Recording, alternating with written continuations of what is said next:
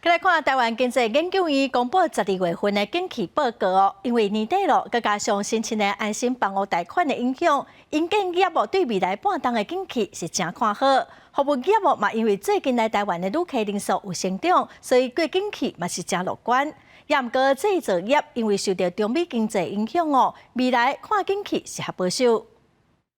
即马活年尾啊，营建业进入年底市场赶工课甲买厝的时期，加上新青安房贷发价，加速头一届买厝的人入场的脚步。也那服务业因为来台湾的旅客成长，带动餐饮大小需求增加。服务业甲营建业拢对这个月还有未来半年的景气是更加乐观。市场上的一个表现上，都是有呈现比较明显的一个增长哦，所以也带动了在当月份营造业者他的一个看法。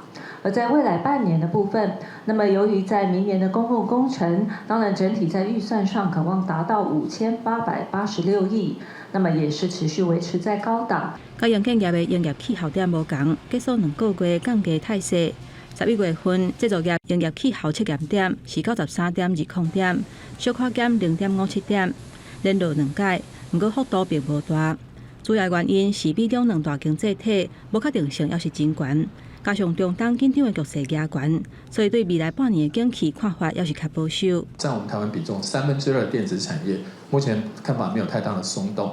那第一个，化学工业可能是因为最近的油价在前一阵子波动非常的大，但是你可以看得到。化学工业是坏上游、好下游，那跟油价下跌应该是有关系。自2024总统大选都要到啊，ECFA 将做讨论的焦点。大经院认为讲，中国未全面终止 ECFA， 尤其无论是 ECFA 或者是 WTO， 拢也有协商的机制。